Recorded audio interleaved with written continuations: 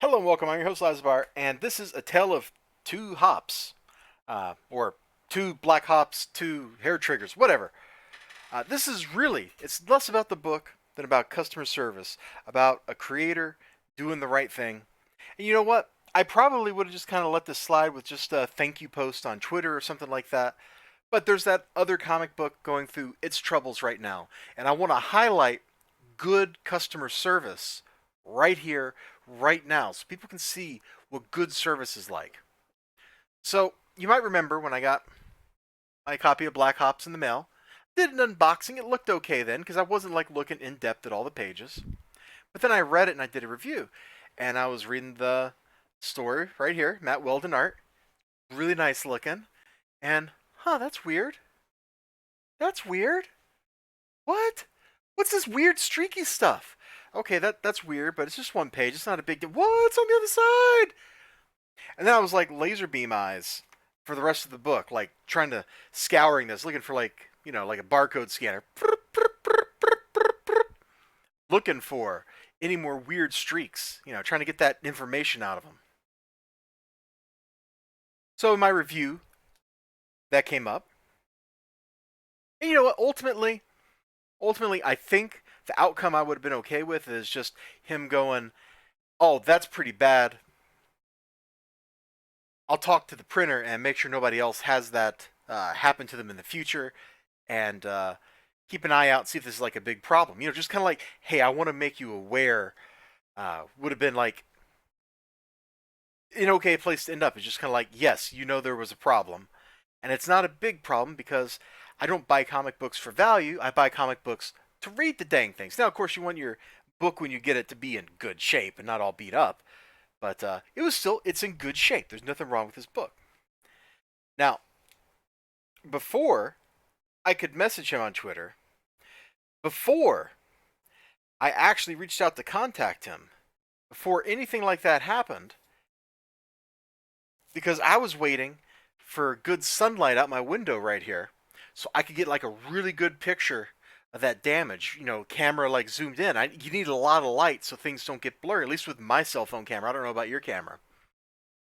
And it was real cloudy, and we just didn't have that kind of day available. So I was like, well, I'll try tomorrow. I'll try tomorrow. I'll try tomorrow. Well, he's just like, "Hey, Elizibar, here's your tracking number." I'm like, ah! Uh, Super fast. Like I hadn't even had a chance to talk to him about it. But he like sniped my video. Now you're going, "Yeah, Elizibar, you got that service because you make videos." You know what? You are wrong. You are absolutely wrong about that. I have watched Tim Lim interact with people on Twitter. I've watched him talk to people on videos. I've seen how he interacts with me, who is, yes, I make videos, but you know what? I'm a nobody. I am nothing. I am just a dude with a GoPro that he has hooked up to an Elgato that he has hooked up to a PC. You can see the cable right there. That's it. That's all I got. I'm not like sitting here with 100,000 subscribers or something on YouTube. Like, I'm not a big deal. I can't trash someone's reputation. All I can do is share my experiences. And you know what? You know what I have learned from my experiences with Tim Lim? You know what I've learned with him? I have learned that he will make it right. It doesn't matter who you are. If he knows there's a problem, all you have to do is you tell him there's a problem. He's on Twitter. He's probably on other platforms. I just know him most on Twitter. That's where I follow him. That's where I interact with him mostly. If you just send him a DM and you're like, "Here's a picture of my product. Here's a picture of my product, Timothy Lim. Look at that." He'll be like, "Oh my gosh, I'm so sorry. Let me fix that." It doesn't matter who you are. He's totally a stand-up guy. At least in that regard. I can't speak to, like, if you take him out to dinner, like if he hogs the salt shaker or something. I have no idea. I've never had a dinner with him. But as far as customer service goes, he nails it.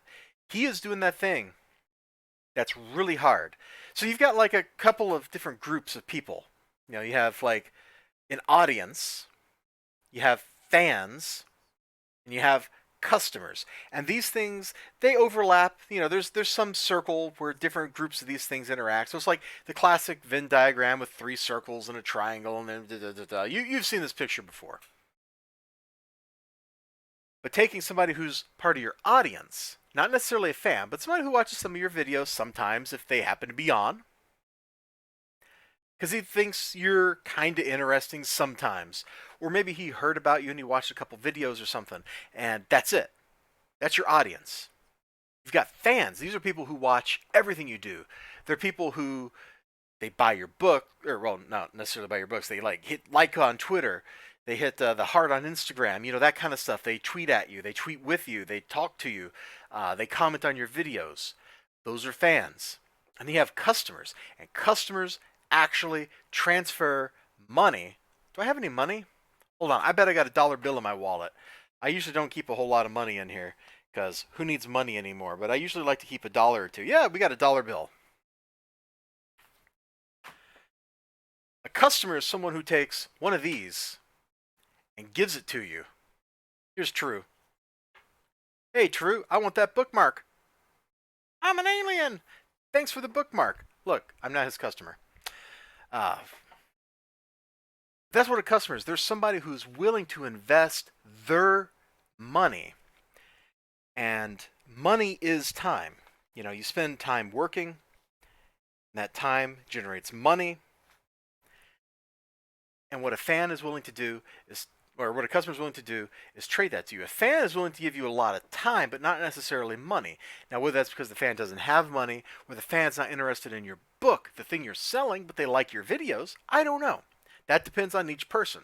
But what Timothy Lim's doing with good service like this is somebody who's an audience member and bought the book might turn into a fan. Somebody who's a customer might turn into a fan.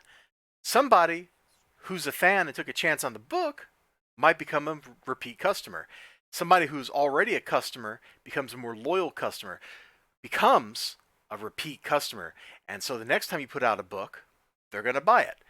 Why did I buy Black Ops 2? It wasn't just because Black Ops 1 was pretty good. It was, actually. It was really good. It's because Tim Lim, by his actions, by the way he deals with his customers, has shown, himself, has shown me that he's the kind of person you can trust to do business with because he will make it right. So you out there, if you had a problem with this book, let him know. He will fix it for you, just like he took care of me. He's that kind of dude. So Tim Lim, I don't think I said this publicly on Twitter or anything because I didn't let anybody know that I had gotten this the other day in the mail. It came Friday, like you said it would, amazingly, but I didn't open it up until last night, and here I am talking about it today.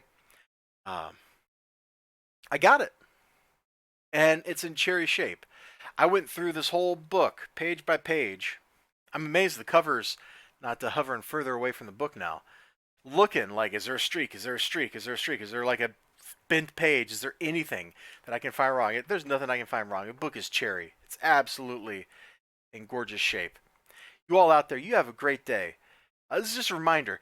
Don't let people who sell you stuff off the hook if they sell you something that does not meet the standards they set for themselves, that they said they would hold themselves to.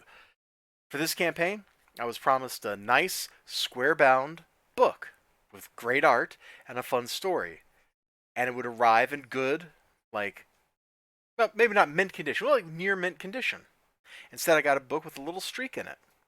Not necessarily a big deal. Not to me. But even that one little flaw was enough that it didn't meet Tim Lim's requirements for his own product. That's when you can trust what you've made. That's when you have that love.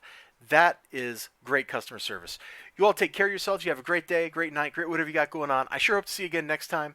And yeah, I know the camera was kind of zoomed out because I was working on my desk and I needed the extra headroom right there. Have a great one, and bye-bye.